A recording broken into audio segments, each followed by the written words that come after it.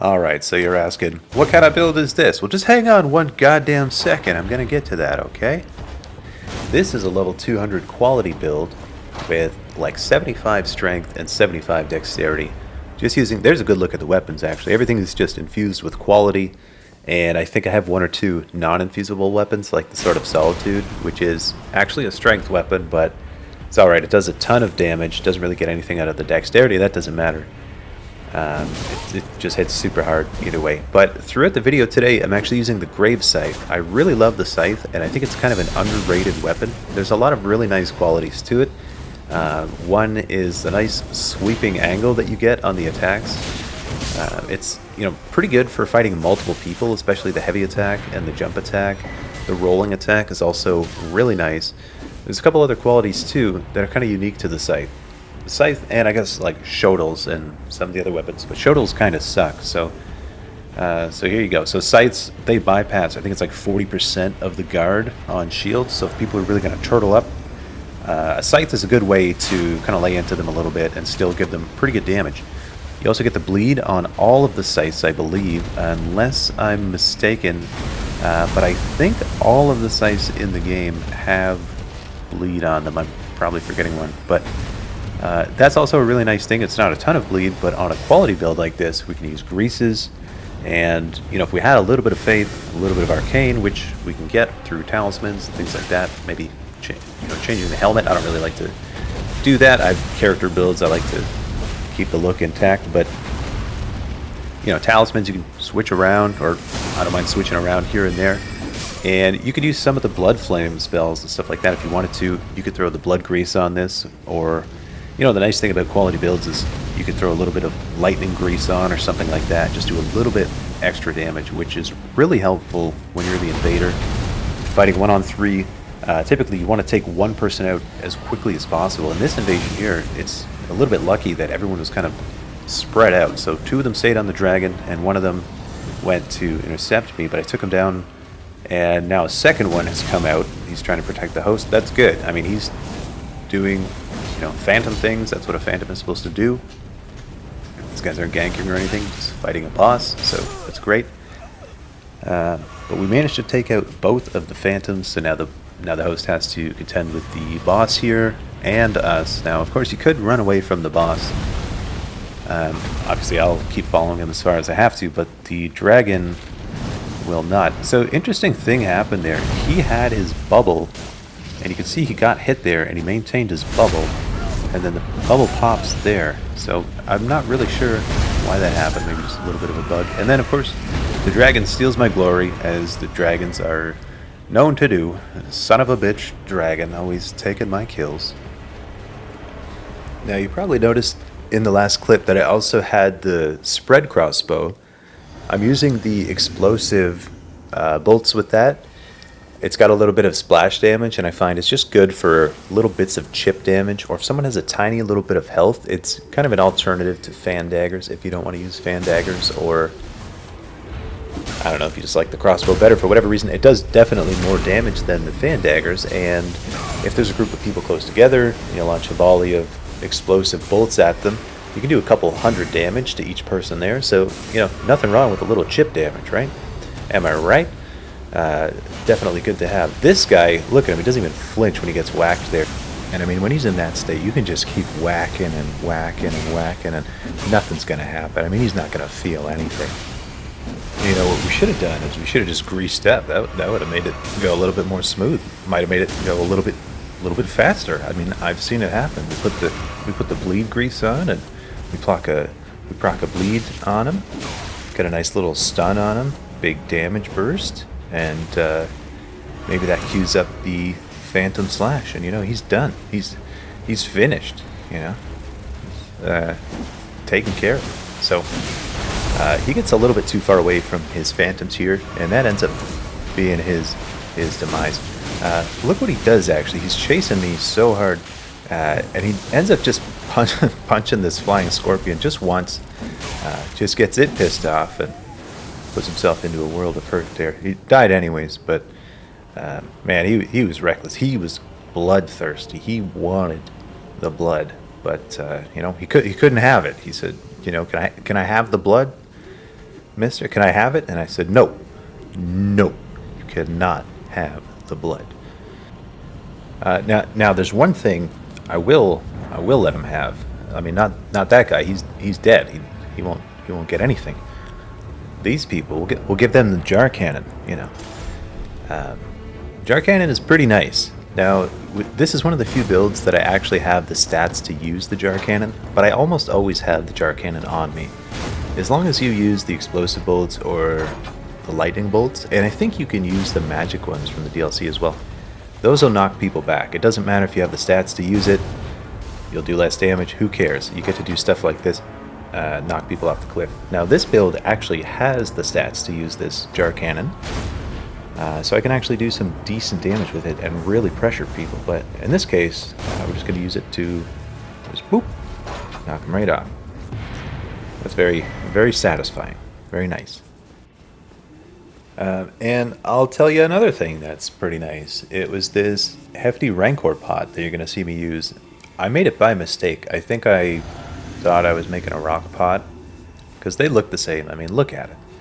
Looks just like a rock pot. But I decided to use it, didn't want to waste it. And look at this. Pretty good. Just chases this guy around. A couple of the skulls actually hit him. They would do more damage if I had faith and intelligence, but he just rolled all around and I was able to get that easy roll catch. So it's probably a little bit situational, but I do have a build that uses faith and intelligence. I haven't made a video for that yet, but I will eventually. I'm definitely going to have to get some hefty Rancor pots for that build and give them a try. Could be pretty good, actually. Like, the amount of skulls that come out of that thing is pretty crazy, and they're pretty big skulls. They're slow. I think like if I were to throw one right here, they could just run away pretty easy. So definitely be better to go with like the rock pots or something like that. But yeah, I also had some hefty fire pots, and I decided to just use those to get them out of my inventory. I think those were for taking down the like the fire golem things. But yeah, I don't need those anymore. Although they do scale with strength, so they're not the worst thing to use with this build. I've got quite a bit of strength on this build, so I'm sure they'll do pretty decent damage if I hit some people with them. But the rock pots are really nice. They've just got this enormous AoE to knock people back and do pretty good damage as well. So I think they mostly scale with strength. I don't know if there's anything that has quality scaling in terms of throwables. The lightning stuff is definitely more dexterity leaning, and the fire stuff is either faith or strength. So yeah, I don't know. There probably isn't like a quality skewed throwable, but the hefty rock pots I think are pretty much as good as it gets. And you can see me use a couple of these hefty fire pots here. I don't know if I actually end up getting any hits with them, which is unsatisfying, but I haven't used them a whole lot, including the rock pots. I've just got to get the hang of the timing a little bit, and get used to throwing them at my feet if someone's going to rush me, and kind of learn like how far away they have to be in order to not be able to interrupt the throw, that kind of thing. And once I get used to that, I think you'll see me use a few more hefty pots. I'd like to use a few more. They seem pretty fun, These guys here, they had to... Man, I was just encountering a lot of people like this today. Or not today, but the day that I was recording these a few days ago. A lot of people, just a couple people hanging out in the middle of a field and doing a little bit of ganking, but a lot of like 2-man gank squads, not the usual 3-man squads. Also, a lot of people using the furled finger trick mirror, and then I end up not knowing who the host is. See, I try to kill the phantoms first because I think that makes for a better clip if I end up killing everybody. But maybe they don't. I don't know. Most of the invaders probably do make a beeline for the host, so fair enough, But it could be a little bit dissatisfying as an invader. Alright, so what you're about to see for the final 2 invasions of the video is absolute spam city. So these guys have or at least one of these guys has the spectral rings. This is one of my least favorite things to play against. The tracking on it is great, the damage is really good. Because it's a big volley, and rather than one big projectile, you can't really use carry and retaliation effectively on it. you can use it, but you're only going to take out one of the projectiles, and the rest are going to hit you.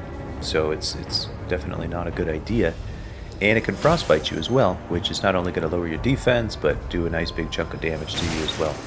They've got the glintstone spells. They've got the fan shot with Onsbox bow. So quite a few projectiles coming at me, and doesn't really seem like it's going to stop anytime soon. I mean, we're playing at level 200, so their mind is probably pretty high.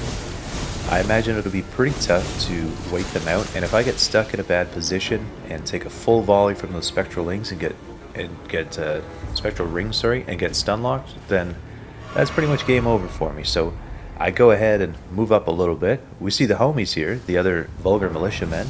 They get involved. They kind of distract these guys just a little bit, make a little noise, move around a little bit. So that gives me the opportunity to sneak up behind it. And this is actually the key play in this invasion here. Just kind of disengaging and then re-engaging at a more advantageous position and giving myself a chance to isolate here. That's how you have to deal with these spammers.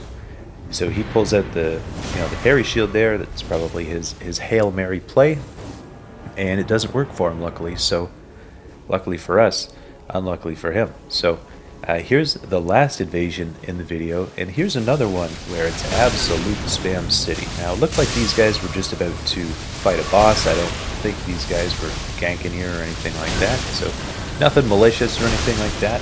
It's just how to prepare to fight this boss, and yeah, this is the stuff that you use if you're fighting a tough boss and you're struggling. You just spam the hell out of them. I guess that's kind of how the game is designed for the most part, for better or for worse. But so these guys have some stuff. They're ready, with some pretty powerful spells and abilities. We see the Rot Breath there. That's definitely something we got to watch out for. And we can see they were in dragon form, so that's going to do major damage if we get hit with that. So we cannot let that happen.